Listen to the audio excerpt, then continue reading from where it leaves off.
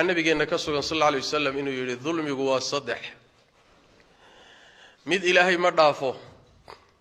midna ilaahay waa dhaafaa midna ilaahay kama tago saddexaas oo qaybsama dhulmiga ilaahay uusan dhaafin oo uusan saamixin ruuxa ku dhintana uu naar ku waarayo dambi dhaafna uusan lahayn waa shirkiga oo rabbiga iyo adoomihiisa inaad wadaajiso wixii ilaahay lahaa xuquuqda rabbiga oo khaaska ah oo inaad caabudo ah oo inaad barido ah oo inaad tala saarato ah oo inaad keligii ku xidhanto ah oo inaad isaga ateecdo ah oo inaad sharcigiisa sharci ka dhigato ah allah tabaaraka wa taala xuquuqdiisa oo khaaska ah markaad adoomaha qaar kamida wax ka siiso kala dhaxaysiiso dambigaasi dhulmigaasi wax ka weyn ma jiro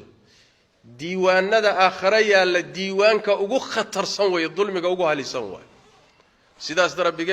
daraadeed baa rabbigeen tabaaraka wa taala inoo sheegay luqmaan markuu wiilkiisii waaninayay wuxuu ku yidhi yaa bunayya laa tushrik billaah wiilkaygiiyow ilaahay adoomadiisa waxa wadaajinin ilaahay xaqiisa ha ku xadgudbin maxaa yeelay ina ashirka la dhulmun cadiim shirkigu waa dhulmi weyn dhulmi ka weyn ma jiro sababta waxay rabbiga isaga ku abuurtay asaga inta kula ekaysiiyay keligii baa gacanta kugu haya asaga ku maamulaya asaga ku irsaaqaya lama wadaago milkiga maamulka irsaaqida dilida nooleynta isaga maamulaya koonkan lama wadaago sidee baad xaqiisa cid kale wax uga siinaysaa marka dhulmiga ka weyni ka waay rabbiga tabaaraka wa taala keligii caabud dambi ka weyni ma jiro allah tabaaraka wa taala wuxuu yiri shirkiga ruuxi ku dhintay alla dhaafi maayo dunuubta intaada kale waa la dhaafaa inta kale ruux hadduu ku dhinto ka soo socda ka hadlaya qodobka xige ilaahay waa saamixi karaa hadduu doonana adoonkiisa waa u cadaabi karaa laakiin shirki ruux ku dhintay rajo male saas daraadeed baa rabbigeen tabaaraka wa taala kaliya ruuxu inuu camalkiisu baabaayo ma aha kaliya inuu dhulmi yahay xataa wixii kaleed samaysay ku xadgudubto oo aad shirki la timaado camalkaad samaynayso dhan waa hoobanaya waa baabaaya kuwa khasaaray baadna ka mid noqon allah keligii caabud kuwa shukriyana ka mid noqo baa la yidhi nabiga salawaatu rabbi wa salaamu calayh ambiyada ilaahay markuu ilaahay ka hadlayo in badan magacyadooda tilmaamayna wuxuu yidhi walow ashrakuu la habita canhum ma kaanuu yacmaluun ambiyada ilaahay shirki ma galaan laakiin arrintu waxa weeye weysha gowrac dibigu ha ku qusqaatee khitaabka ambiyada loo jeedinaya laakiin waxa loo wadaay hadalku u dhacayo waa ummadaha way iyaaka acni wasma'i ya jara hadalku inagu inoo dhacaya sidaas daraadeed dhulmiga ugu weyn waa shirkiga iska jir iskana ilaali meeshii lagu sheegana ka fogow ha ku khamaarin diintaada iyo caqiidadaada nooca labaad ee nabigu yiri sallallahu alayhi wasallam dhulmiga noociisa labaad oo alla dhaafo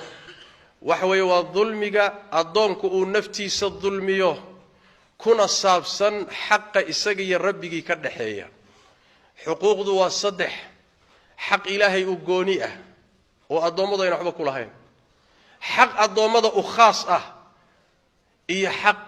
allana qayb ku leeyahay adoomaduna qayb ku leeyahay isku jira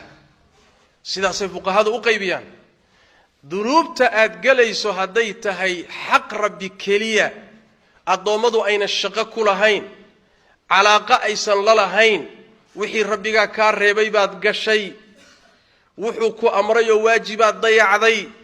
waa xuquuqda adiga rabbiga idin ka dhaxaysan cid kale calaaqa la lahayn dunuubta halka laga galo ilaahay tabaaraka taban shirkiga ka sokeeya alla waa dhaafaa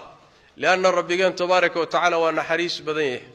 naxariistiisuna waa ka badan tahay cadaabkiisa iyo cadhadiisa sida quraankuna tilmaamay nabiguna sheegay salawaatu rabbi wa salaamu calayh waxa dhici karta adoonka dunuubta noocaas ku dhintay alla tabaaraka wa taala tahta al-mashi'a hadduu doono ilaahay waa cadaabaya laakiin hadduu iimaan ku dhintay akhiiran waa laga soo saariyo janno ku dambayn doona لأن الروح إيمان كل انت هبا يراده نار كواري مايو ودعي كرتا إن لقليو لقاقويو وحي أوقالي لكن نار كواري مايو وحاكا لو دعي كريت ربي تبارك وتعالى إنو إسكا سامحو إسكا عفينا واسور تقل نوع اللباد الذنوب تكاسوي أما الظلم نوع صلوات النبي قلت المامي صلى الله عليه وآله وسلم نوع السدح هذا النبي قلت صلى الله عليه وسلم وحوي ظلم أوسن إلهي الدينين كما اتقوا والظلم الضمض أيس ظلمنا يا الله دين ما يتبارك وتعالى إلى أكل قصاصه وحقوق ضد أكل السيو